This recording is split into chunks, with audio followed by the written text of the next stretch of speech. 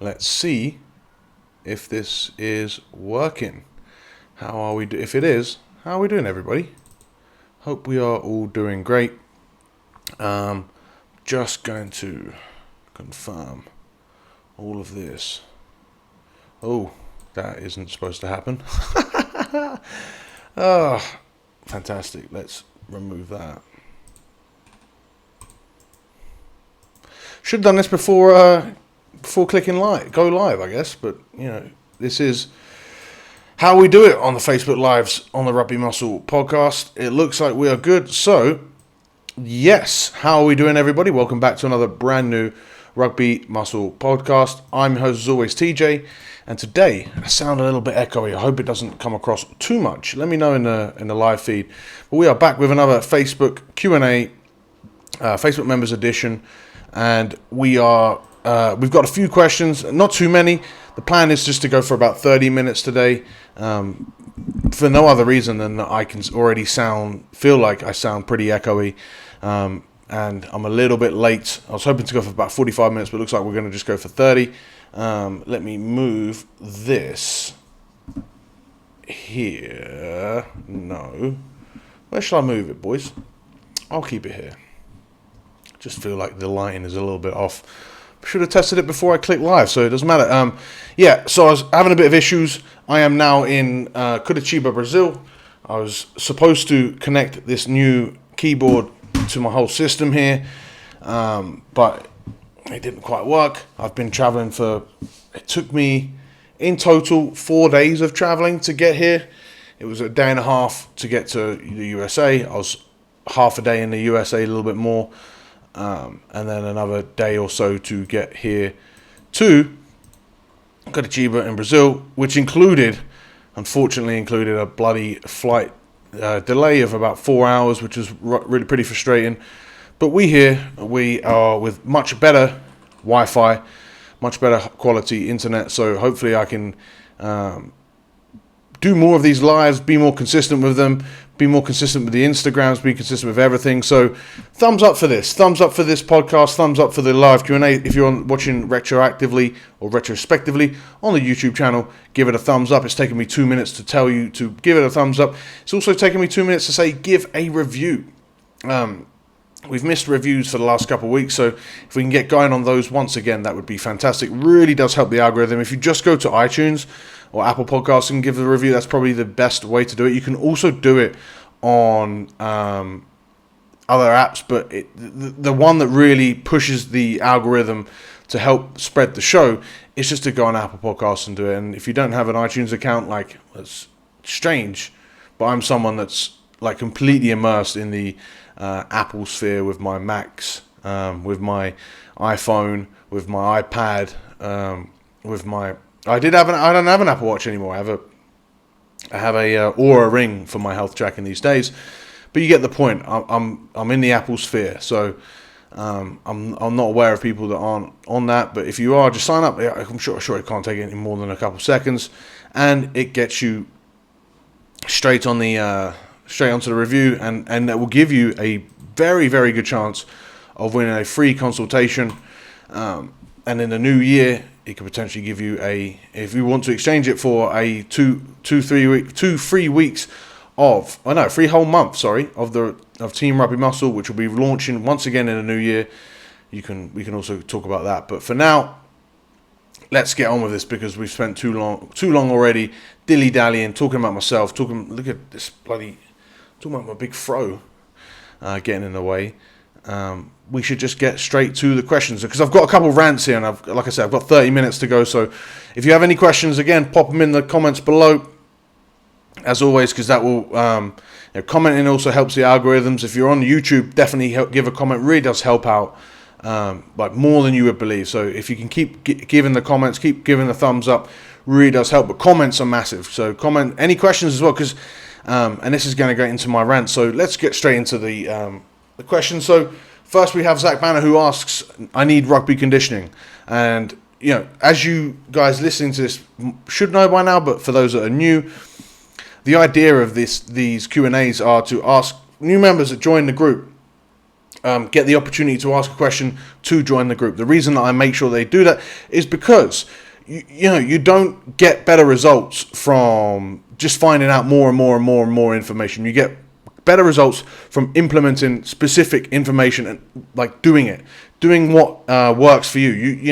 You don't get better in the library. You get better by applying what you learn in the library. You get better by applying stuff, and you don't need more and more and more information. Joining this group alone is not going to help you become a better rugby player, right? You don't need more ideas. You need to implement. You need a plan. You need to follow that plan for a consistent period of time and see that you are progressing. And then when you stop progressing, you need to then adjust that plan. You don't just need to do more and more and more different shit, okay? If you get the right plan to begin with, you don't need any more ideas because you're on the right path. I think that's something that like we don't get told enough because, whatever fitness influencer you follow, whichever information, whichever social media person, even if it's me, like the reality is a lot of, you have to keep coming up with more and more and more information because you want to keep your audience engaged. If you're someone that is a educator, right? Oh, what about this? What about this new method? What about this new method? And reality is none of these new things are going to be overly more beneficial than than the right plan for you that you started implementing 5 years ago. So I really need to keep emphasizing that. How fancy is this little coffee that we get from my Airbnb? I'm gonna keep drinking fancy coffee continually. Now, because the next question I'm gonna go straight into is also finally links into this really well. It's Joe Crinks who asks, looking for specific rugby conditioning and training ideas for playing flanker, right? So I'm going to put these two questions really together. There is no if you want to get fitter, number one, get aerobically fit. Now, whichever method that is, I would suggest standard aerobic work, low intensity steady state, low intensity circuits, tempo work. All ideas I've promoted on this group, on this podcast, on the YouTube channel. Those are the best ideas to get into rugby shape. Most people don't get aerobically fit enough, and then they constantly do alactic work for 10 to 20 minutes, and they find that they don't stay fit enough for a long rugby game because you're only training for 10 to 20 minutes, and that's not how rugby is played. Rugby is played mostly through a lower intensity. You spend most of your time in rugby either standing still, walking, or jogging slowly. So it makes sense that you just get better and more efficient at those activities. At being more efficient at walking and jogging, it doesn't seem like it makes sense. But the more aerobically fit you are, the better you recover in future efforts, and the better you recover to put forth better power efforts. And then you can obviously then work on your power as an aside, but that's not really the conditioning component. The conditioning component is being as aerobically fit as possible. Most amateur rugby players are just not as aerobically fit as they could be. And I started to use the example of, if you take the fact that you can take any person off the street, right, and train them for X amount of months, and they'll be able to run a relatively competitive, not on an elite scale, but a relatively competitive marathon, right? So that's how much scope you have to improve on your aerobic capacity and your aerobic output. So focus on training that first, and you've got so much room to keep improving. Then you focus on your rugby skills, your power work, you're getting bigger, getting stronger, and then you become a fitter rugby player. But you don't, there's no real the idea that there's this specific thing that can really put you apart from all the other rugby players. It just doesn't exist, unfortunately, right? If it did, Jesus Christ, I own Rugby Muscle. That's my website. That's my coaching company, right? It would behoove me to tell you about this special rugby technique, or this special rugby conditioning thing that's really beneficial, that is different to just getting on the treadmill. I unfortunately, or not fortunately, or fortunately, but it is what it is. I tell people for their training and this is elite rugby players I've told, not just elite rugby players, but amateurs and whoever.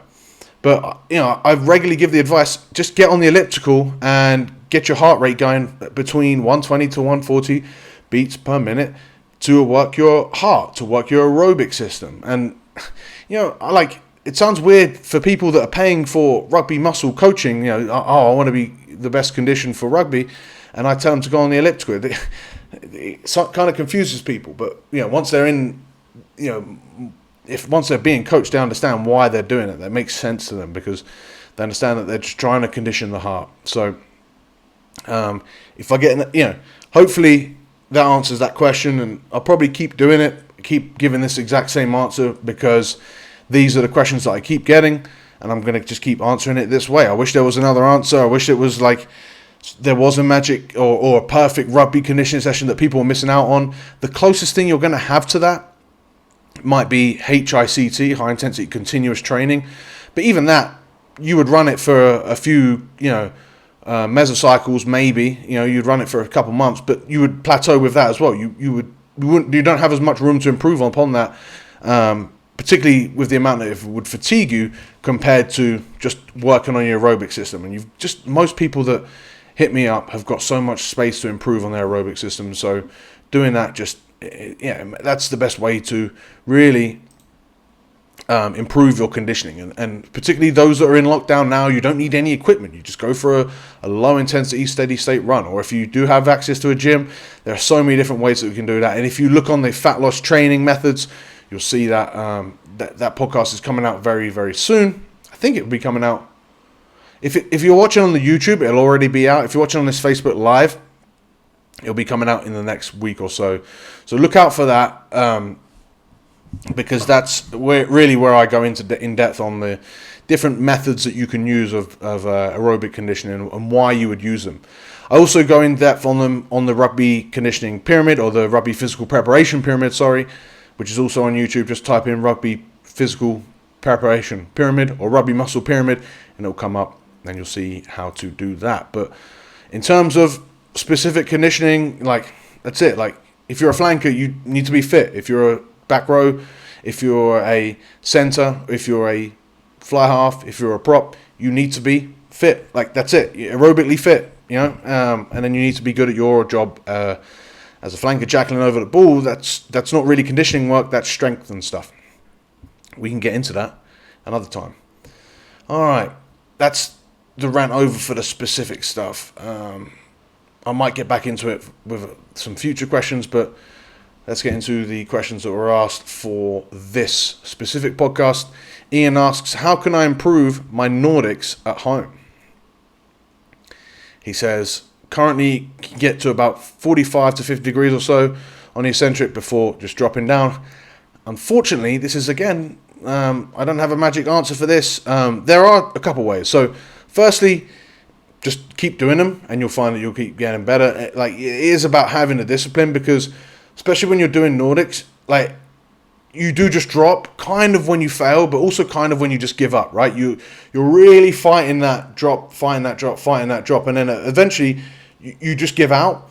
But it's just as much as a mental thing that you give out than it is a physical thing.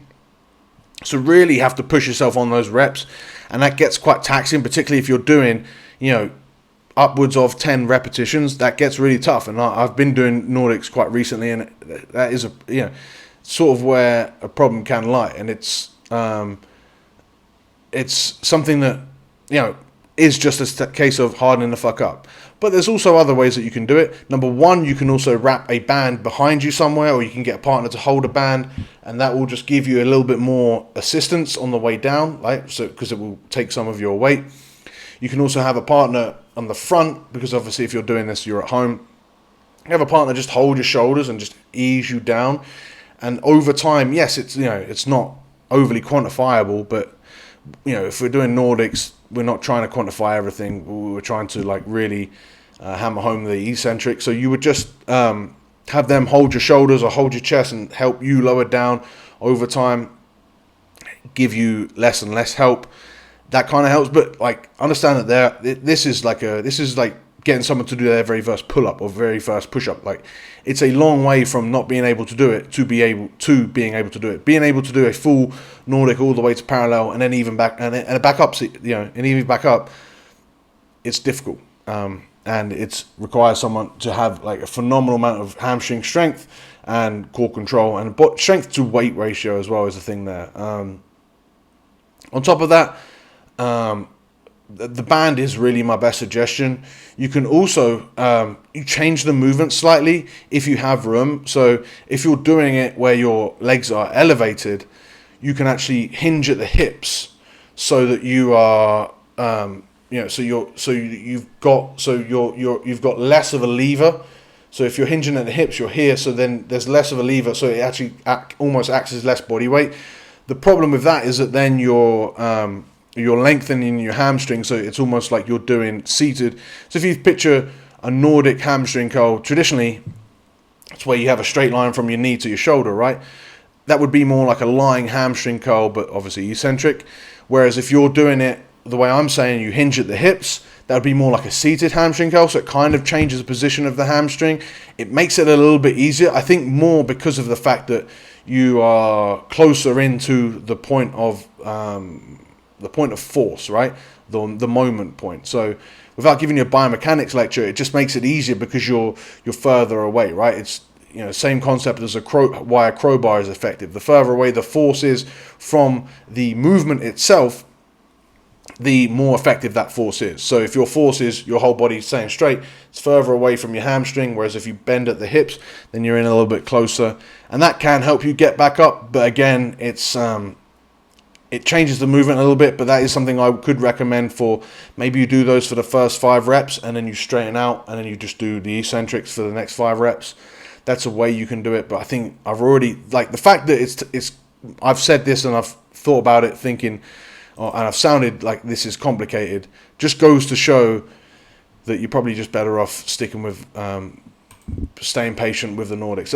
And I just wouldn't bother chasing reps. I'd just really try and slow down the time. I wouldn't worry about like overly. I'd just make sure I matched last week's progress, and slowly over time it will come and pay off.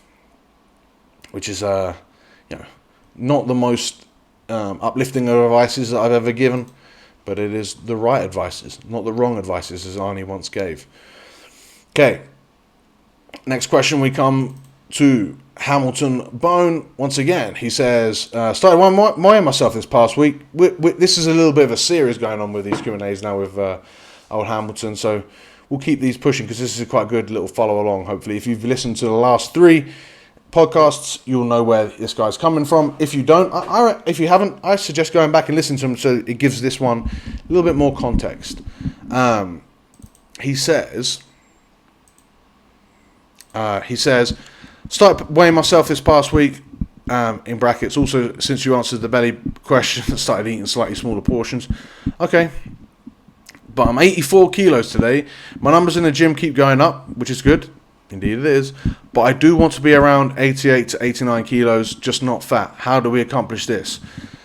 Okay, this is the time for a rant. Why do you want to be 88 to 90 kilos? This is like a chick when saying, "Oh, I want to be X amount of body weight as well," or I want to be a size whatever. Like, why? Like, why do? Or not even a size whatever. It is a number on the scale. Why are we always fixated on a number on the scale? Why does anyone give a fuck if you're 88 to 90 kilos? You don't. You don't want to be 88 to 90 kilos. You want to be the consequence of what you believe someone who weighs 88 to 90 kilos is as a player, right? You want to be someone that is impactful at ruck time. You want to be someone that carries quite hard. You want to be someone that's strong. You can do all of this stuff at whatever fucking weight you are at and be effective. Like, this is a big thing that I have got for the better part of well over half a decade now since I started rubbing muscle. I've had people telling me about a certain body weight that they've got to hit for their team, or for they're a youngster that wants to make an academy and they have to be this X amount of weight. I've heard it from people that said, "Oh, I used to play it this way." Like, use your body weight as a measure of progress, as a measure of where are you right now versus where have you been at before. That's it. don't use it as like there's no end goal. There's a prospective goal. You want, say if you're 84 kilos and you want to keep losing fat, so you could have a prospective goal of I want to get to around 80 kilos, but that's just to maybe make an assessment at 80 kilos. But maybe you get to 80 kilos and your strength is still going up and you still have a bit of a belly.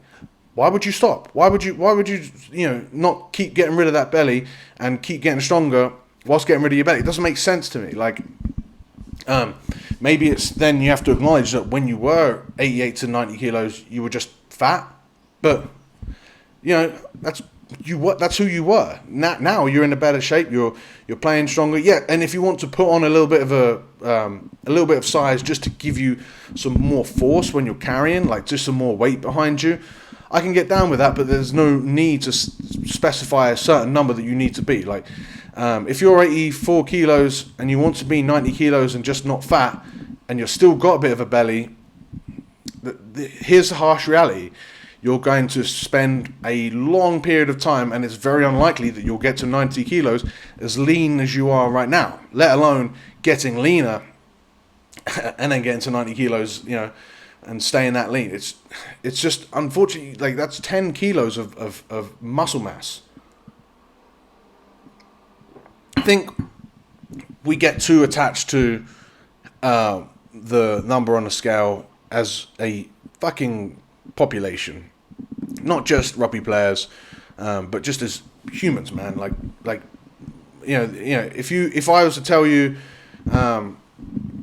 people that have fat loss numbers, and they say like, right, okay, I want to be, you hear women that say, I want to be 40 whatever kilos, or they say I want to be X amount of weight, or guys that say I want to be X amount of weight, and I say to them, okay, what if you never stood on a scale? Or what if you got all of the goals? You fit all of your clothes perfectly. You looked exactly how you wanted to look. You had shredded abs, or you had whatever you wanted to look like. Everything was perfect. Like visually, you looked great. But the number on a scale was 5 kilos heavier than what you thought it was going to be. Would you be okay? Of course you'd be fucking okay. Like, that would be fine. It's the same thing on the opposite end. Like, if I was to tell you that you would go, you would have a stronger bench press, you'd be stronger on the squat, you'd be stronger in general, right? You'd be a better rugby player, you'd be better at ruck time, you'd be faster at carrying, you'd be more explosive, you'd be harder to get off the ball, in rucks, you'd be a better rugby player, but you'd weigh 84 kilos versus the 88 to 90 kilos in your head that you thought you needed to be. Would you accept that? Of course you fucking would. And then on top of that, why would you then add 5 kilograms of questionable, probably mostly fat on top of that, which would just be like, carrying around a 5 kilo weighted vest? Would that help you, or would that hinder you? It would hinder you. It wouldn't help you in carries. It would hinder you because you'd be slow, because you're carrying around a 5 kilo weighted vest around with you. And I think that's a reality of, number one, because you look at professionals who are, firstly, like, most of those numbers are bullshit, okay? Like, that's something that you've got to realize is, if someone is listed as 100 kilograms, they're probably about 96, okay? If someone's listed as 110 kilograms, they're probably about 105.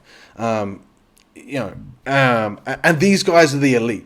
Okay, if someone's listed at 120, they might be 130. They might be lying the opposite way. But for the most part, those numbers are bullshit. There's no, to get a Wikipedia listing of your weight, there is no official guy that comes around and with a scale and make sure even on the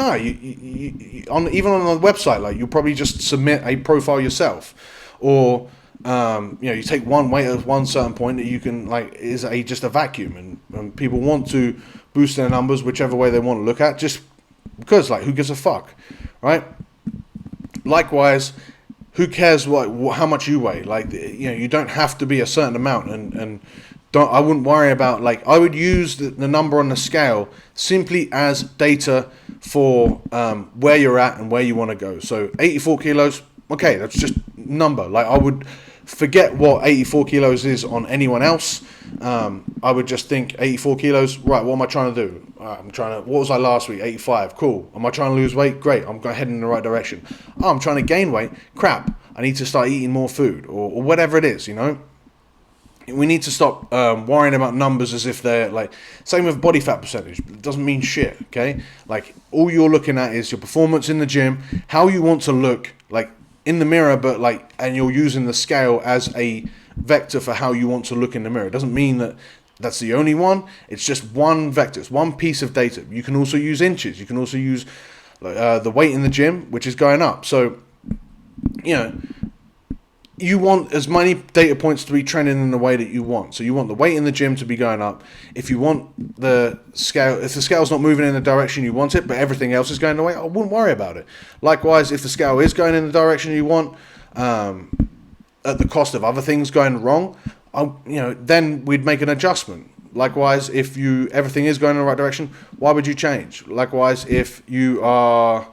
What's the only other situation? Okay. So if the weight isn't moving where you want it to go, and other things aren't I wouldn't just adjust it because the weight isn't going direction. But if you look at all your other measurements, your other stats, your other data, and they also aren't going where you want to go, that's when you make an adjustment, and that's when you know what you're doing isn't working. That's when you want to make a change. But don't make a change for the sake of it, and don't set arbitrary goals of, I was supposed to be 90 kilos. But it appears that I'm getting stronger and I'm getting lighter. Well, good, fine. Good. That's exactly what you want as a rugby player. You don't want to be unnecessarily heavy, but you want to be as strong as possible. And then practice your skills, practice getting fitter, practice everything else. Weight is just one small part of it. And all you're going to do by trying to gain weight to get to an arbitrary figure is to try and get to that arbitrary figure too fast because you're emotionally attached to that weight. You get there too fast. Guess what? You're out of shape. You've gained too much fat. People even advocate to not do cardio, to not do conditioning work because you're trying to gain weight. Well, then now you've added that weighted vest and you're out of practice of doing your aerobic work. So you're less fit and you've got to carry a heavier you around. It's a recipe for disaster. So do not do that. Do not worry about the weight. So how do you accomplish getting to 88 to 90 kilos, just not fat? Look for a training period of up to 5 years, at least, probably upwards of 5 years. And you would slowly lose that weight. You would gain 1 to 2 to 3 kilos every few months. And then you'd make sure that you don't get too fat. And then you would maybe go for a period of fat loss or reconditioning, or you'd keep that conditioning going as you would slowly inch up that weight. But, hate to be the bearer of bad news, but a lean 90 kilos just might be a bridge too far here, particularly as you're playing rugby, particularly as you want to be fit, particularly as you want to be really, you want to be as lean as possible and as powerful as possible. Maybe 90 kilos is just, not optimal for how you would want to play. And that isn't to say that you can't be an effective, you can be an effective hooker at a lightweight, you can be an effective prop at a lighter weight. There is a point where just mass is mass. Front row potentially, maybe, but no, I wouldn't even argue that too much as a hooker, particularly as an amateur hooker. If you move into back row, you can be even lighter. We need to stop worrying about weight too much and worry about what that weight does. How strong are you? Okay, cool. Sorry if that was a bit too much of a rant. This coffee is a little bit strong. I've finally got my first good night's sleep last night. Feeling a little bit saucy. But yeah, that should answer. Again, Hamilton, let's keep this series going. So now I've said that, tell me, what do you have again? Why do you want to be 88 to 90 kilos? And if you do, will you accept carrying around an extra weighted vest and potentially inhibiting your performance in order to do so? If so, we'll talk about how you can do that in the next one. Okay, Henry asks, I play hooker prop and mainly looking for some position-specific conditioning, get fitter, and also new ideas to improve my overall acceleration and pace. Practice sprinting. Acceleration is, you could definitely practice jumps, but I think mainly acceleration is the main thing you want to work at as someone who plays rugby, because it's, what your top speed is very rarely shown in a game. It's either a long kick chase or a loose ball, or it's very rare that you get to completely open up. You get to open up, especially as a hooker or a prop, maybe once a game at most. But it's incredibly rare.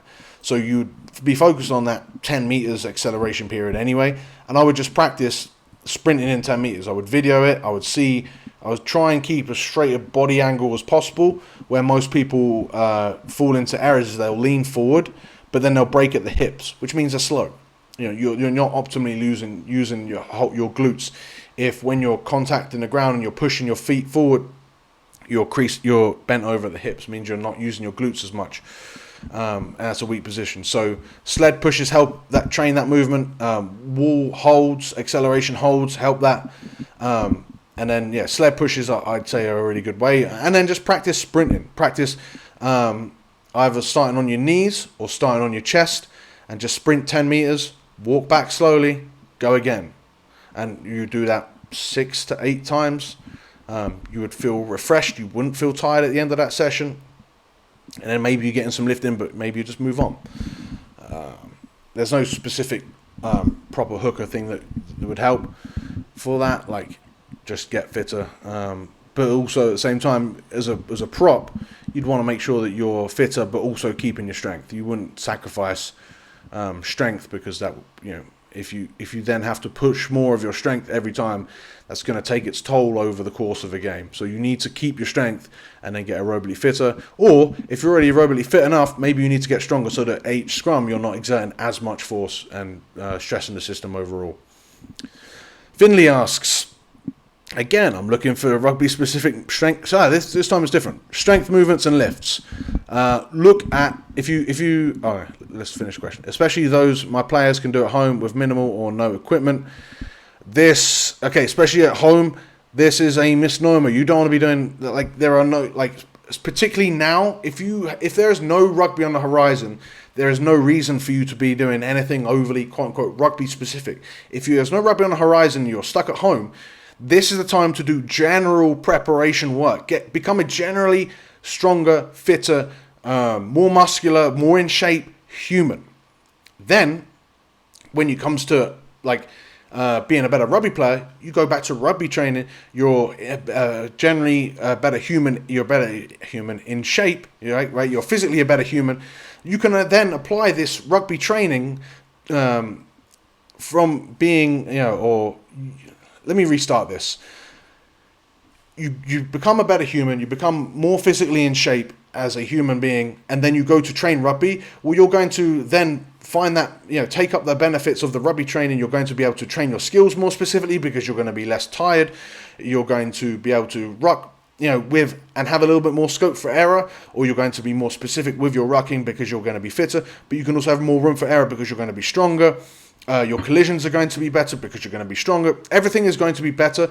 You can apply your new physically superior self to the rugby and become better at rugby after that. But right now, there's no need to be rugby specific with this stuff. Just get in better shape. I know it's not this is probably getting a little bit boring by this point, but this is the really something that you have to understand is you don't constantly do everything to be a better rugby player. You train at rugby to be a better rugby player. You play rugby to be a better rugby player. You do rugby. You watch rugby. You do all these things to be a better rugby player. You go to the gym to be stronger, to be more muscular, or you train at home to be stronger, to be more muscular, to be fitter, which then you can apply to rugby. Okay? There are very specific periods where you are trying to peak or where you're trying to work on a specific thing, maybe pre-season, maybe towards the end of a season, where you can do real specific rugby, special strength movements that transfer to rugby, which work on the transfer. For the most part, all that involves is doing the rugby movements and having a stronger core, right? That would be the one thing I would say is make sure that you've got your players or yourself have got a strong core, because if you build up gym strength and you don't do any core work, that's your trunk is where you're going to ride a lot of collisions, when you're going to do a lot of wrestling, you're going to do a lot of rucking, you're tackling, your core holds a lot of stuff together, right? If you've got really strong legs but a weak core, doesn't matter. If someone tackles you up high, you're going to be manipulated a lot easier. Same thing if you've got a really strong upper body, you've got a weak core. You give someone a big fend, but your core doesn't hold up, but you're moving and you're going to get tackled easier. So having a strong core really does help transfer everything onto the rugby field. But to get stronger at tackling, you wouldn't do like weighted tackles. You would just get stronger everywhere, and then you would apply that to tackling. And I hope that makes sense. And if it doesn't, I've done well over an hour of videos now on the rugby physical preparation pyramid, and it explains exactly why this concept should be applied to every amateur rugby player and most professional rugby players. Explains why they train the way they do and why amateurs should train the way they do, and it gives a complete overall conceptual, absolute blueprint to how you should train to be a better rugby player. Just type in rugby muscle pyramid on YouTube and it will come up. So that, I think, wraps up the questions for today. I've accidentally clicked the link, which is going to start playing some noise, and I've got rid of it just in time. Boom. All right. Once again, made it to the end. If you've made it to the end on this YouTube, please comment below. If you've made it to the end on the podcasts, also please give a comment. Ask any questions that I will ask. Maybe this time next week on the live, maybe later on the live. But maybe later on the time. Maybe at a different time on next week's live. And once again, 5-star reviews on the podcast will help out massively. Thank you so much for joining. Subscribe if you haven't already, because we'll be doing lots more of these, 2 a week for the foreseeable future. Thank you guys so much for listening. I think on the podcast this is coming out around Christmas, so Merry Christmas. And I'll see you in the next one.